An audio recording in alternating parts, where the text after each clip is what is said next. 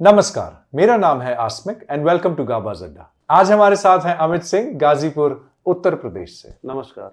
आज हम बात करेंगे इनके उस सफर की जो इन्होंने 2100 रुपए महीने की तनख्वाह से अपना घर बनाने तक का तय किया। जनरली आई थिंक आपकी जिंदगी का एक बहुत मुश्किल पड़ाव जो रहा है वो फादर के केसेस रहा है। Like if you really compare, हाँ, बचपन ही था मेरा मुश्किल। जब आप फादर के केसेस के बारे में बात करते हैं, लगभग 11 केस जो मेजर वाले। और कौन से साल की बात है? ये आपका है 1990 के आसपास। और आप कितने साल के थे तब? उस टाइम मैं लगभग 10, 11, 12 साल। मुश्किल रहा होगा यार। हाँ, मुश्किल तो था ना, जब आपके सर से एक जो छत है थोड़ी सी दूर जाती है तो आपकी मदर ने आपको पाला पोसा? मदर ने।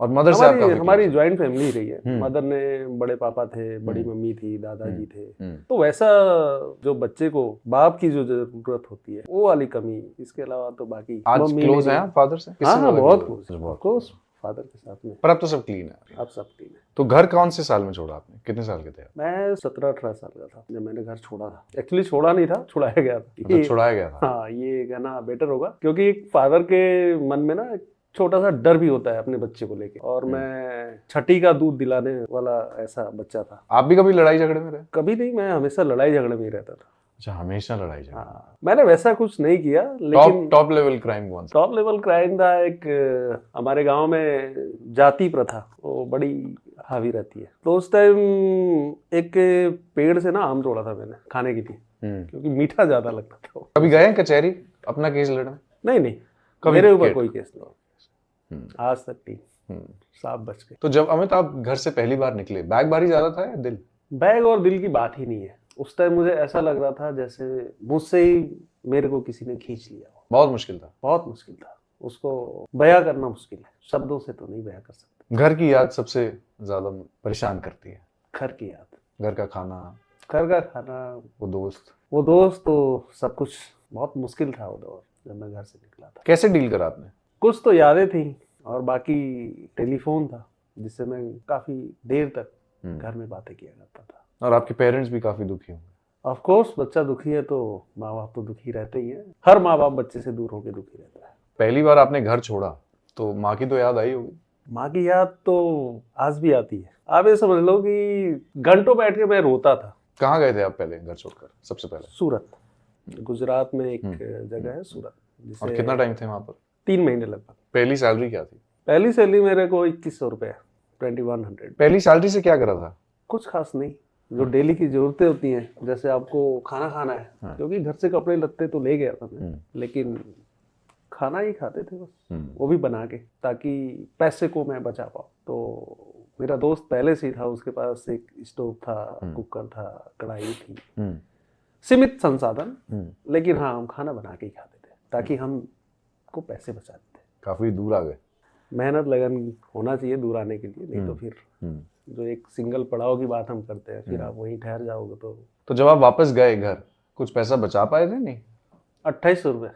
3 महीने आपने काम किया जी। 3 महीने में आपने टोटल मिला के 6300 रुपए कमाए जी, 6300 जी। और आपने कितने बचा लिए?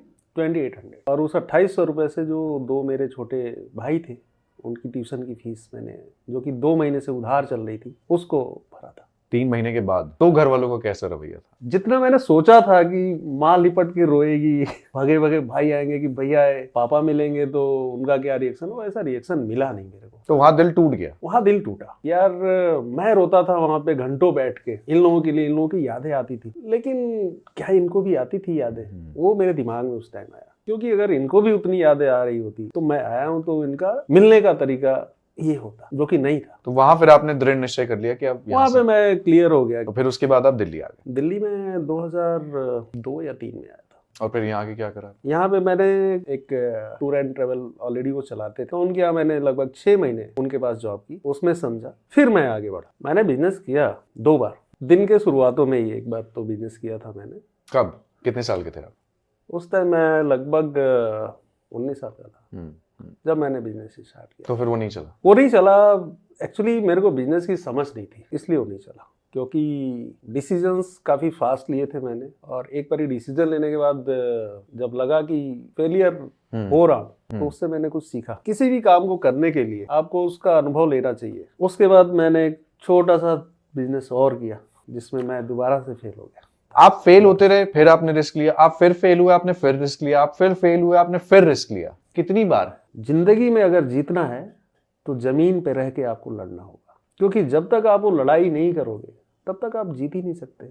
जीतने की चाह होनी चाहिए। जिस दिन आपने चाह खो दी उस दिन आपने अपनी राह खो दी। दिल से बिजनेस करा था? नहीं, दिल से आप रिश्ते बनाते हो, धंधा नहीं। धंधा के लिए आपको सिर्फ और सिर्फ दिमाग की जरूरत होती है। तो जब आपने दोबारा बिजनेस शुरू करा तो आपके दिमाग में ये नहीं आया कि लोग क्या कहेंगे, लोग क्या सोच रहे हैं मेरे काम के बारे में? इससे फर्क नहीं पड़ता, नहीं पड़ना चाहिए। आपको फर्क ये पड़ना चाहिए कि आपकी जिंदगी कैसे चल रही है। क्या आपकी वो जरूरतें सारी पूरी हो रही हैं? जो पैसा कमा रहे हो क्या आपकी जरूरतों को पूरा कर पा रहा है? अगर कर पा रहा है तो आपको फर्क नहीं पड़ता, और फर्क पड़ना नहीं चाहिए कि सामने वाला क्या सोच रहा है। आपके हिसाब से किसी को बिजनेस करना है तो पहले उस फील्ड में जॉब करना जरूरी है? उस फील्ड में आपको जॉब करना जरूरी है, उसका अनुभव लेना जरूरी है, उसकी खामियां पता होनी चाहिए आपको मेन, कि इसमें क्या खामियां हैं।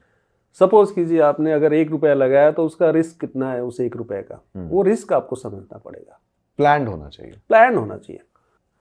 इस बात से मुझे लगता है कि जो आजकल के यंगस्टर्स हैं उनका रवैया मैं देखता हूं कि उनको बहुत ज्यादा ना पैसा कमाने की भूख है, और बहुत कम उम्र में।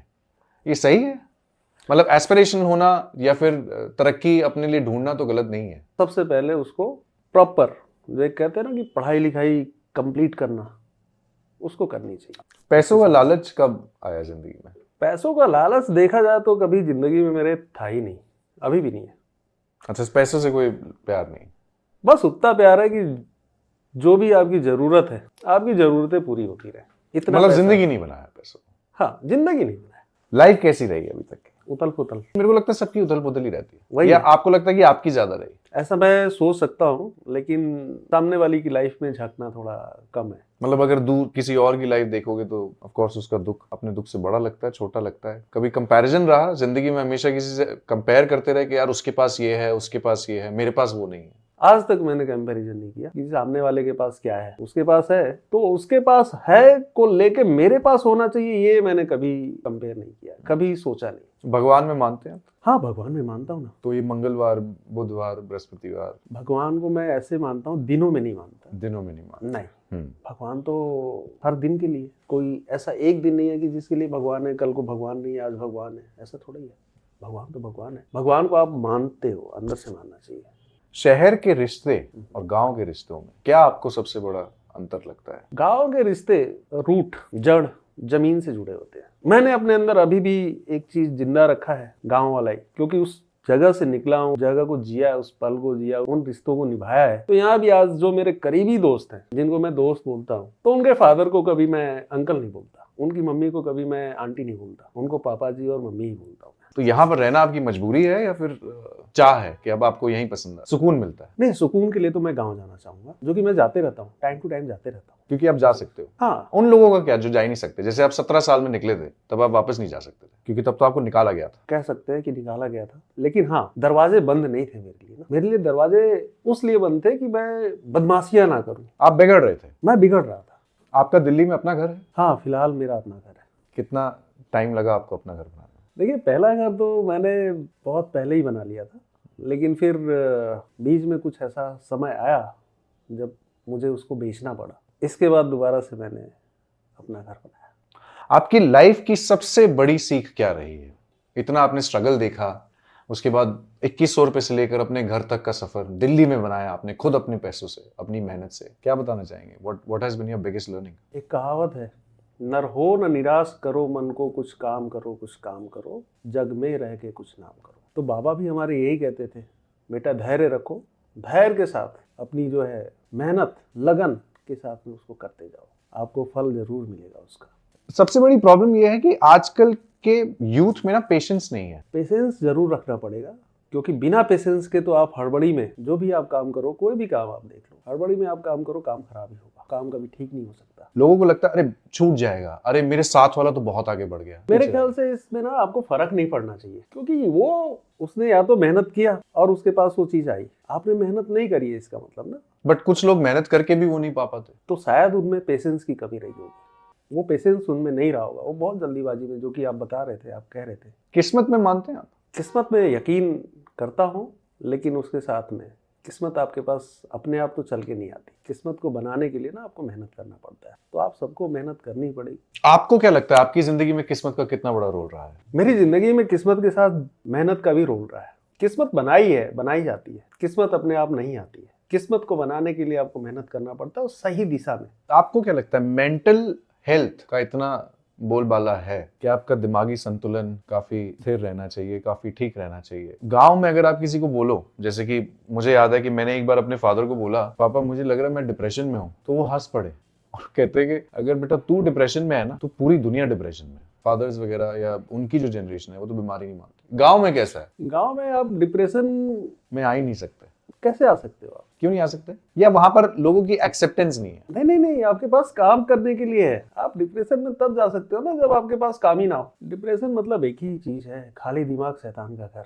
जितना दिमाग खाली रहेगा, चीजें सोच सोच के उल जुलूल की बातें, और फिर उसको नाम दे दोगे, डॉक्टर के पास जाओगे, वो डॉक्टर नाम एक दे देगा आपको कि आप डिप्रेस्ड हो, आप डिप्रेशन के शिकार हो। जिसके पास काम नहीं है वो क्या करे काम ढूंढने के अलावा? लोग कहते हैं कि हम कोशिश कर रहे हैं, हमें मिल नहीं रहा। उनके लिए क्या राय है? ठीक दिशा में कोशिश नहीं कर रहे हो। आप कहते हैं कि आप किस्मत में, आपके साथ भी तो कभी ऐसा टाइम आया होगा कि आपने कोशिश पूरी करी, ठीक दिशा में करी आपके हिसाब से, पर फिर भी नहीं हुआ? ऐसा नहीं हुआ मेरे साथ। ठीक दिशा में, ठीक लगन से। एक लगन होनी चाहिए। जब आप काम को खोजते हो तो बिना लगन के काम खोजो ना, आपको काम कभी नहीं मिलेगा। बेशक से आप टैलेंटेड हो, काम मिलेगा ही नहीं। ठीक लगन के साथ आप काम खोजिए, आपको काम मिलेगा।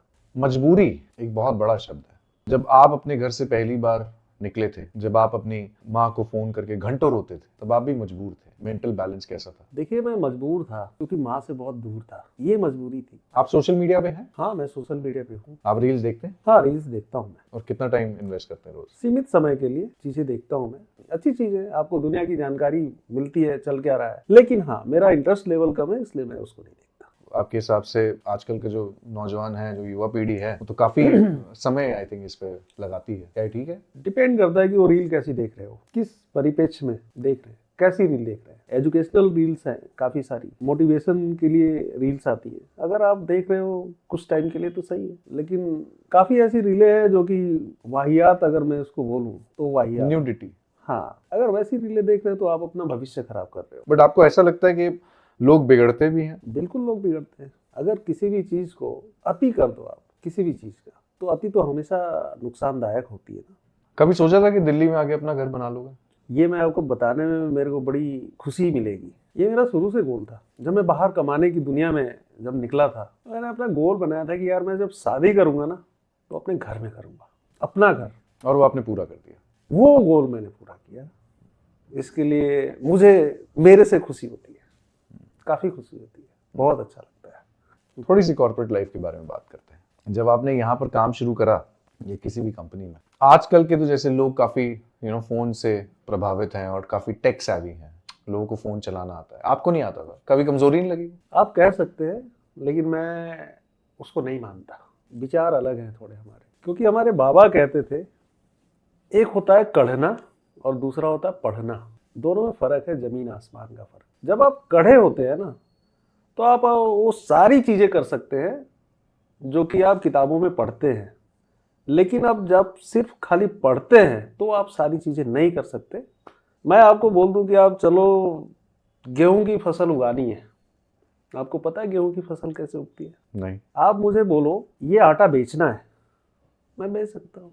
आप आटा समझते हो, लेकिन गेहूं कैसे, वो आटा कैसे बनता है, गेहूं कैसे उगता है, कब उसको डाला जाता है, उसमें कितने पानी चाहिए, कितना खाद चाहिए, वो सब मुझे पता है।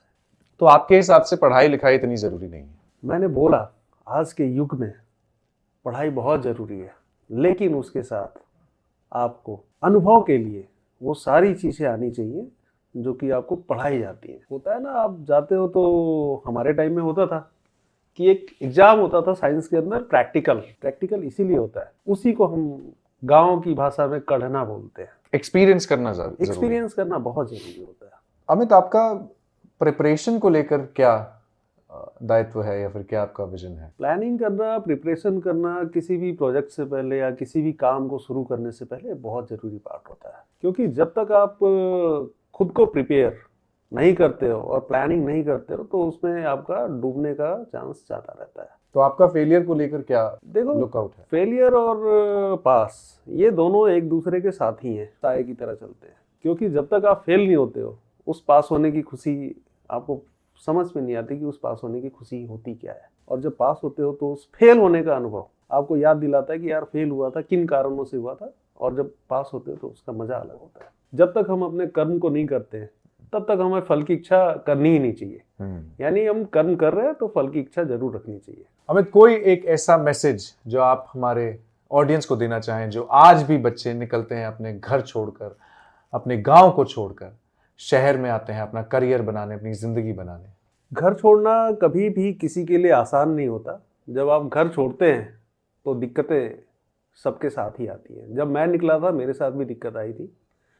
मैं चला, मैं गिरा, फिर मैं उठा, फिर मैं चला, फिर मैं दौड़ा। इसका मतलब ये है कि आप थको मत, हमेशा अपनी मंजिल की तरफ कदम बढ़ाते जाओ। गिरोगे, ठोकरें लगेंगी, लेकिन इसका मतलब ये नहीं है कि आप रुक जाओ, आप दोबारा से स्टार्ट करो। Thank you so much Amit, thank you so much. बहुत अच्छा लगा आपसे बात करके एंड आई होप आप सबको भी उतना ही मजा आया होगा। Well, this is Asmik signing off from Gabbaz Adda, दिल से बात।